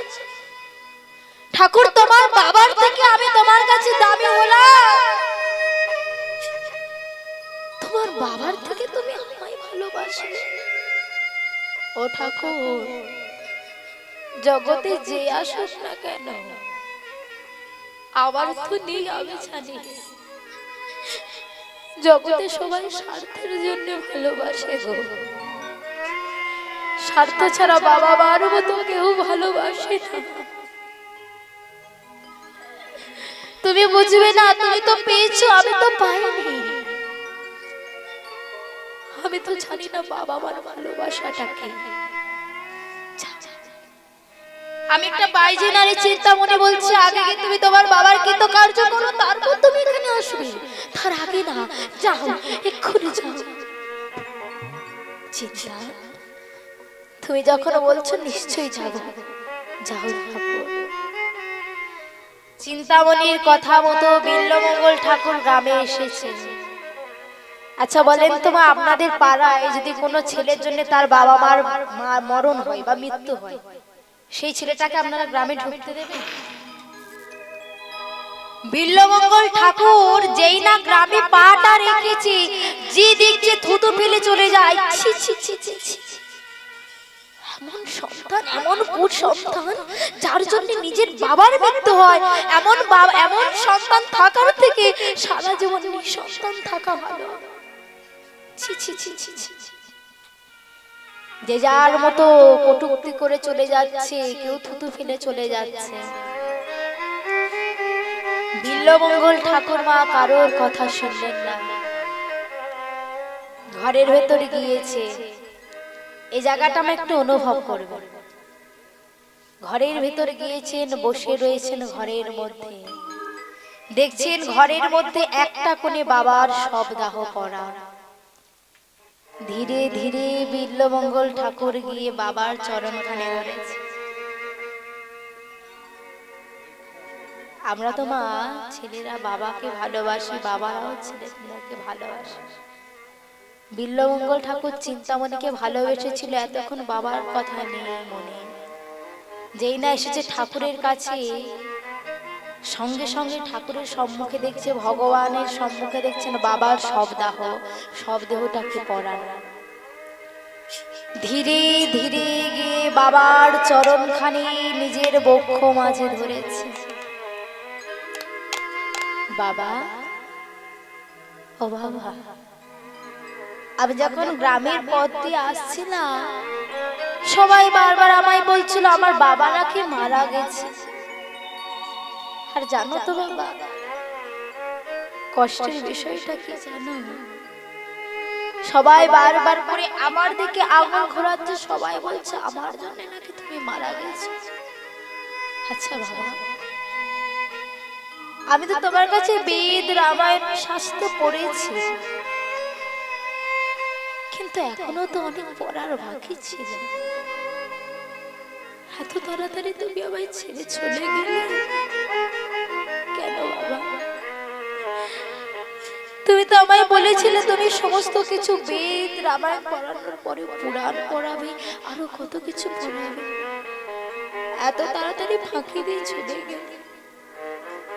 আচ্ছা বাবা, সবাই যে গ্রামে আমায় বলছিল তুমি নাকি আমার জন্য মারা গেছো, আমার অপরাধ কোথায়? আমি চিন্তামণিকে ভালোবেসেছি। আচ্ছা বাবা, তুমি তো বলো মানুষের মধ্যে কোনো ভেদাভেদ থাকে না।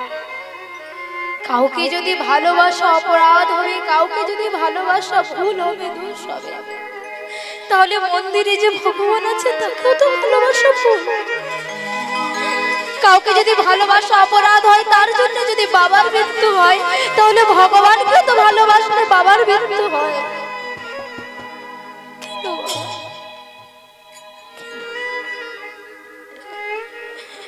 তুই আবার ছেড়ে চলে গেলে কেন বাবা? ও বাবা, আমি আর চিন্তামণির কুটিরে যাব না। আমি তোমায় কথা দিচ্ছি, শুধু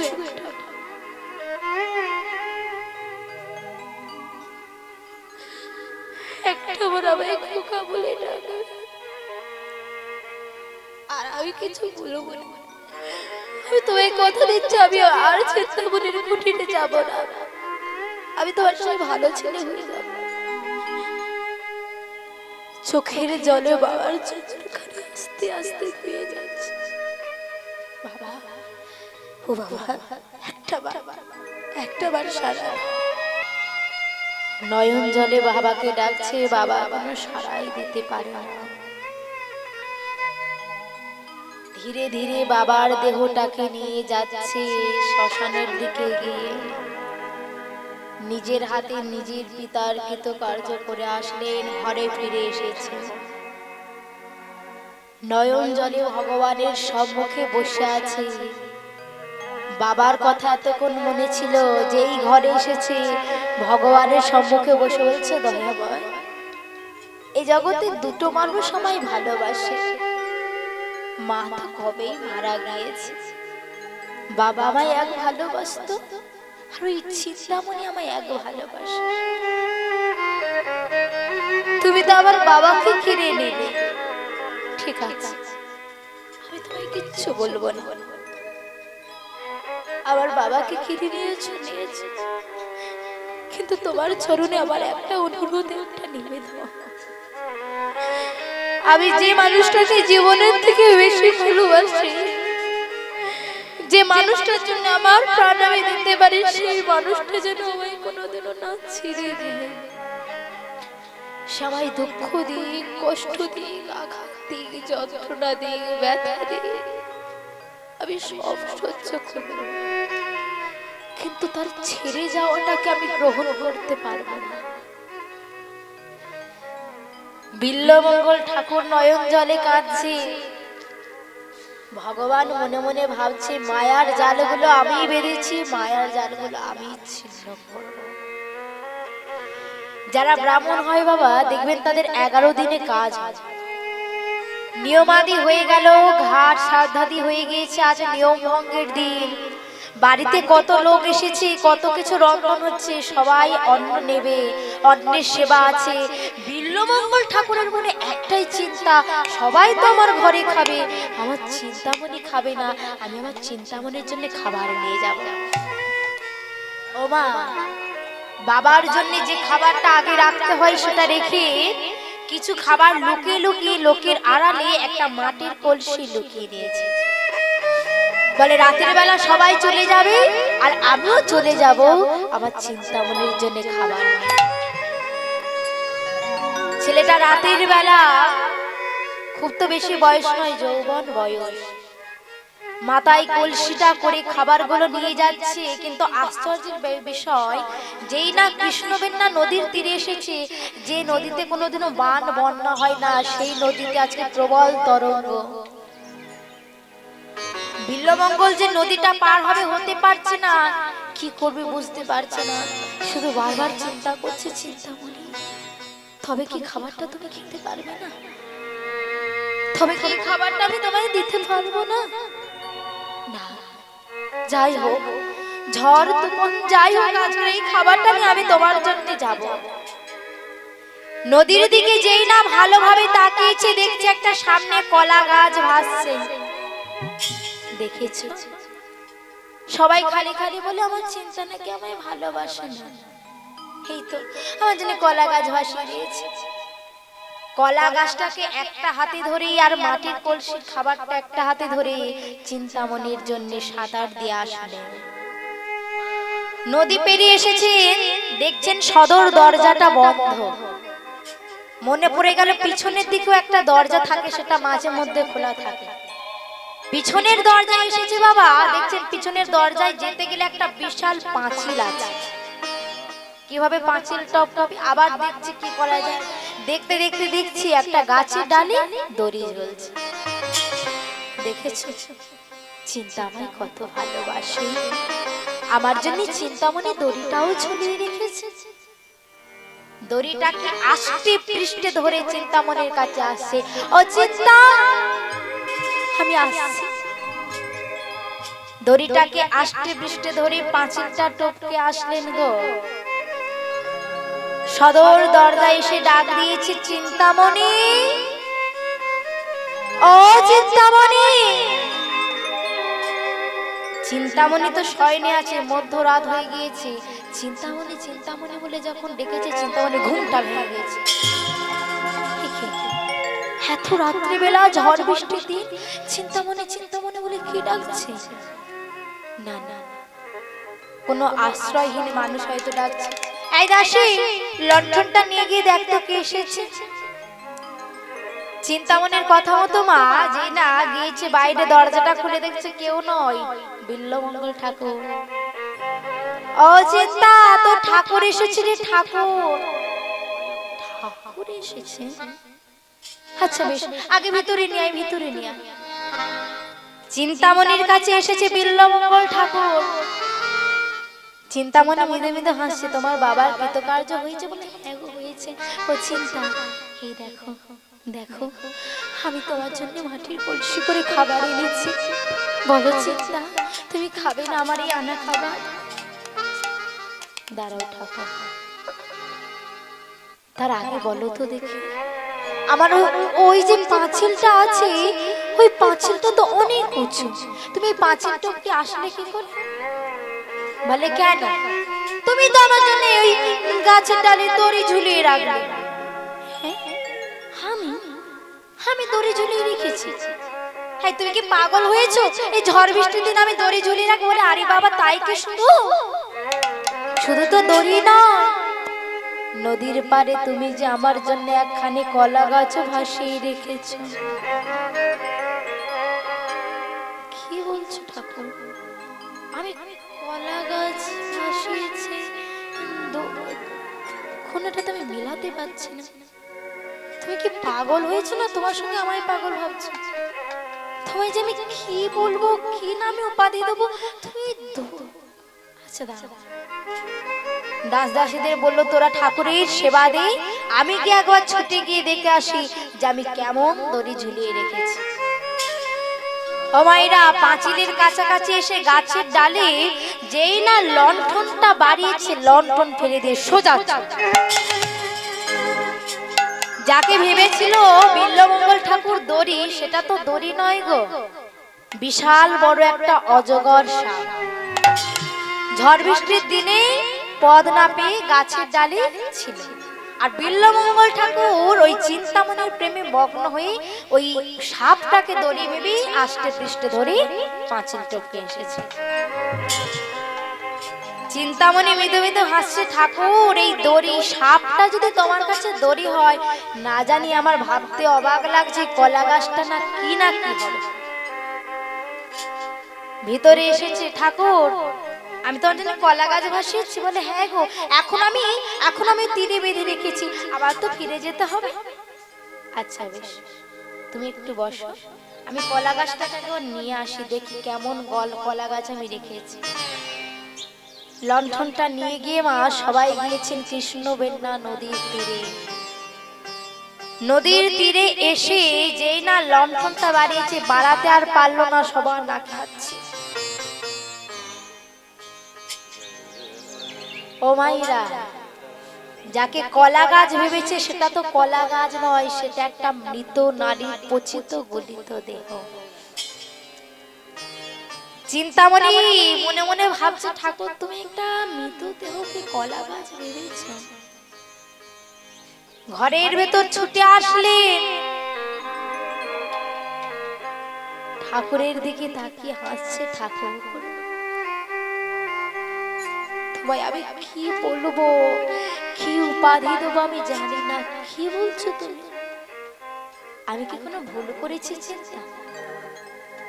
বলে ভুল তো তুমি করেছো, আমায় ভালোবেসে তুমি তিনটে বড় ভুল করেছো। কি বড় ভুল জানো? তোমার জীবনের সবথেকে প্রথম ভুল, তুমি একটা অজগর সাপকে ধরে দড়ি ভেবে এসেছো আমার কাছে। তোমার দ্বিতীয় ভুল, তুমি একটা মৃত নারীর পচিত গলিত দেহটাকে কলা গাছ ভেবে এসেছো আমার কাছে। ওটাও একটা নারীর দেহ, এটাও একটা নারীর দেহ। পার্থক্য কোথায় জানো? ওই দেহে প্রাণ নেই আর এই দেহে প্রাণ আছে। ঠাকুর সামান্য কিছু লালসা বাসনা কামনা চরিতার্থ করার জন্য তুমি ওই মৃত নারীর দেহটাকে ধরে এসেছো। আমার ভাবতেও অবাক লাগছে, কেমন ভালোবাসা এসেছে। আচ্ছা ঠাকুর, তুমি যে এত আমায় ভালোবেসেছো, তোমার কাছে আমার একটা প্রশ্ন, তুমি যে এত আমাকে ভালোবাসো, ভালোবাসার পরিণাম কি? তুমি কোন ঘরের সন্তান ভুলে গেলে? তুমি একটা ব্রাহ্মণ সন্তান আর আমি একটা পতিতা বাইচি নারী। আমার এখানে যারা আসে, কেউ যদি আমাকে দেখতে পায়, সে আমাকে থুতু ফেলে চলে যায়। বিল্লমঙ্গল ঠাকুর বলছে, চিন্তা আমি তো শুধু তোমায় ভালোবাসিনি, আমি শুধু তোমাকে ভালোবাসিনি, তোমার সুরকে ভালোবেসেছি, তোমার নৃত্যকে ভালোবেসেছি। সুরীয় বাণী মালা দিয়ে তুমি আমারে ছুঁয়াছিলে। সুরীয় বাণী মালা দিয়ে তুমি আমারে ছুঁয়াছিলে। সুরীয় বাণী মালা দিয়ে তুমি আমারে ছুঁয়াছিলে। সুরীয় বাণী মালা দিয়ে তুমি আমারে ছুঁয়াছিলে। অনুরাগ কুমকুম দিলে মনে, অনুরাগ কুমকুম দিলে মনে, বুকে প্রেম কেন নাহি দিলে, আমার ছুঁয়াছিলে। সুরীয় বাণী মালা দিয়ে তুমি আমারে ছুঁয়াছিলে। সুরীয় বাণী মালা দিয়ে তুমি আমারে ছুঁয়াছিলে। বাঁশি বাজাইয়া লোকালে কোথা, যে ফুল ফোটালে সে ফুল শুকায় যায়, কি যেন হারাই প্রাণ করে হায় হায়।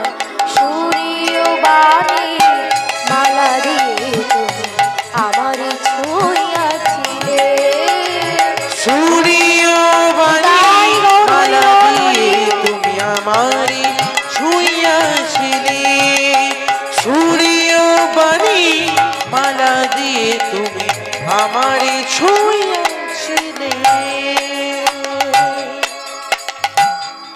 বিল্বমঙ্গল ঠাকুর চিন্তামণির দিকে তাকিয়েছে। চিন্তামণি, তুমি যে বললি আমি তোমায় ভালোবেসেছি, তোমার রূপে তো ভালোবাসি নাই। এ জগতে অনেকের রূপ থাকে, গুণ তো সবার থাকে না গো। কিন্তু ঠাকুর, তুমি যে ভালোবাসা আমায় বেসেছো তার যে কোনো পদ পরিণাম হতে পারে না। তুমি একটা ব্রাহ্মণ সন্তান হয়ে আমার মতো পতিতা নারীকে ভালোবাসলে সবাই তোমায় ছিছি করবে, ভুলে যাও। আমার মতো হতভাগী অধমা অভাগা সবাই সব পাওয়ার যোগ্য নয়। ভগবান ছোটবেলা থেকে আমাকে বড় অভাগী করেছে। ছোটবেলায় বাবা মাকে হারিয়েছি।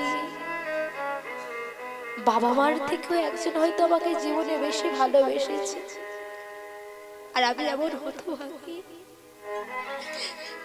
আমি এমন অধমা, তার সেই পবিত্র ভালোবাসাটুকু আমি নিতে পারি না।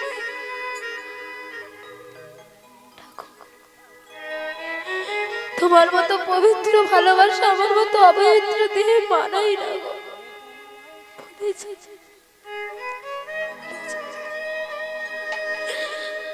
তুমি ভুলে যাও ঠাকুর, পারলে আমায় ক্ষমা করো, যে তোমার মতো মানুষের ভালোবাসা ফিরিয়ে দেয়। ভুলে যাও বাবা। চিন্তামণি, তোমায় কেমন ভাবে ভুলে যাব গো? তুমি আমাকে তোমায় ভুলে যাওয়ার কথা বলছো। তোমার আগে আমার বাবা ভাই আমার আত্মীয় পরিজন পাড়ার সবাই বলেছিল তোমায় ভুলে যেতে। তোমায় ভালোবেসে আমি নিজের বাবাকে ভুলেছি। তোমায় ভালোবেসে আমি আমার ভগবানকেও ভুলে গেছি। যাকে ভালোবাসলে নিজের বাবাকে ভুলে যায়, যাকে ভালোবাসলে আমার ভগবানকে ভুলে যায়, যাকে ভালোবাসলে নিজের খাওয়া দাওয়া ঘুম সব চলে যায়। এই জগতে যে যাকে ভালোবাসে হয়তো সবসময় তার কথা মনে পড়ে। এই জগতের লোক আমায় পাগল বলবে কেন জানো? আমি তোমাকে প্রতি মিনিটে মিনিটে মনে করি, প্রতি সেকেন্ডে সেকেন্ডে মনে করি। আমি প্রতি মুহূর্তে মুহূর্তে তোমায় মনে করি। যার জন্য সব ভোলা যায় তাকে কোনোদিনও ভোলা যায় না, চাই না ভোলা। তুমি তোমায় ভালোই বাসো, বুঝবে কি করে আমার মনের কষ্টটা? ঠাকুর, তোমাকে আমি শেষবারের মতো বলছি, তুমি আমায় ভুলে যাও। বেশ, তুমি যা আমায় ভালোবেসেছো, সবাই বলে যে যাকে ভালোবাসে তার জন্য নাকি জীবন দিতে পারে। আমি জীবন চাইব, কিন্তু তুমি আমায় গা ছুঁয়ে তিন সত্য করে বলো আমি যা চাইবো তাই দেবে। বেশ, তোমায় এত ভালোবেসেছি, আর তোমার জন্য পারবো না? নিশ্চয়ই পারবো। আমি তোমায় কথা দিচ্ছি, তুমি যা চাইবে আমি তাই দেব। বেশ ঠাকুর, তাহলে এই মুহূর্ত থেকে তুমি আমায় কথা দাও, আজ থেকে তুমি আমায় ভুলে গিয়ে আমায় যতটুকু ভালোবেসেছো তার থেকে অনেক অনেক দ্বিগুণ বেশি তুমি আমার ভগবানকে ভালোবাসো। ভুলে যাও আমাকে। বেশ চিন্তামণি, আমি যদি ভুলে গেলে তুমি যদি শান্তি পাও, আমি যদি ভুলে গেলে তুমি সুখ পাও। যাকে ভালোবাসলাম সেই যখন আমাকে চাই না, তাকে আর ভালোবেসে কি লাভ? আমি সবার অপমান সহ্য করেছিলাম, শুধু তোমার ভালোবাসা পাওয়ার আশা লাগে, আর সেই তুমি আমায় অপমান করলে। বেশ, চলে যাব আমি তোমায় ছেড়ে। চলে যাচ্ছে মা বিল্বমঙ্গল ঠাকুর। পিছন থেকে শেষবারের মতো একবার চিন্তামণি ঠাকুরকে ডাক দিয়েছে, ঠাকুর দাঁড়া। না চিন্তামণি, পিছু আর দেখো না। পিছু ডাকলে কোনো কাজ সফল হয় না। আমাকে যেতে দাও না ঠাকুর, তোমাকে বেঁধে রাখবো। তোমাকে বেঁধে রাখার মতো অত ভালোবাসা আমার নেই গো। তবে যাওয়ার আগে একটা কথা বলে শোনো। হয়তো তোমার আমার প্রতি অনেক রাগ, অনেক অভিমান হয়েছে, তবে একটা কথা বলি, এই জগতে যতই মানুষকে ভালোবাসো তারা সবাই কষ্ট দেয়, তারা সবাই দুঃখ দেয়। এই জগতের ভালোবাসাটা হচ্ছে অনিত্য, বেশিক্ষণের জন্য না। তুমি যদি কিছু স্বার্থ থাকে, স্বার্থের জন্য তোমায় সবাই ভালোবাসবে।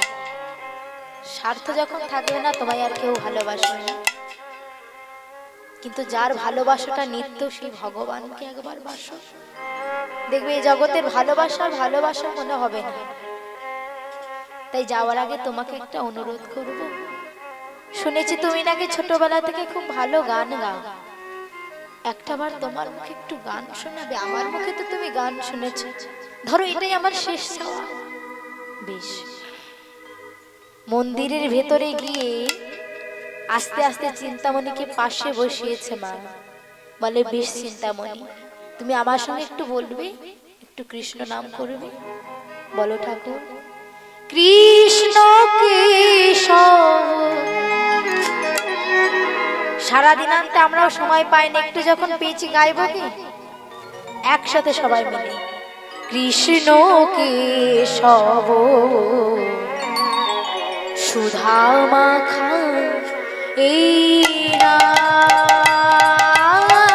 কৃষ্ণ কেশব, কৃষ্ণ কেশব সুধা মাখা এই নাম। হরি নাম মধু মাখা কৃষ্ণ নাম। কৃষ্ণ কেশব, কৃষ্ণ কেশব সুধা মাখা এই নাম। হরি নাম মধু মাখা এই নাম।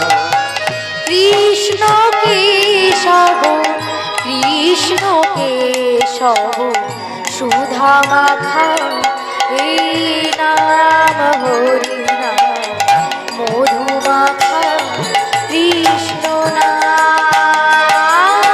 কৃষ্ণ কেশব, কৃষ্ণ কেশব সুধা মাখা এই নাম। হরি নাম মধু মাখা এই নাম। জপুরি জপুরি জপুরি রস। এই নাম জপরি জপরি জপরি রসনা। জপুরি জপুরি জপুরি রস। এই নাম জপরি জপরি জপরি রসনা। সুধা মাখা এই নাম। হরি নাম মধু মাখা কৃষ্ণ নাম। কৃষ্ণ কেশব, কৃষ্ণ কেশব সুধা মাখা এই নাম। হরি নাম মধু মাখা এই নাম। কৃষ্ণ কেশব, কৃষ্ণ কেশব সুধা মাখা এই নাম। হরি নাম মধু মাখা হরি নাম। চিন্তামণির কাছ থেকে মা চলে গেলেন বিল্বমঙ্গল ঠাকুর। মনে প্রাণে ভাবলেন, আজ থেকে আমি আর কোনো পথে যাব না, আমার একটাই গন্তব্যের পথ, আমার ভগবানের কাছে। কিন্তু মনটা যদি না স্থির হয় মা, ভগবানের পথে যাওয়া যায় না।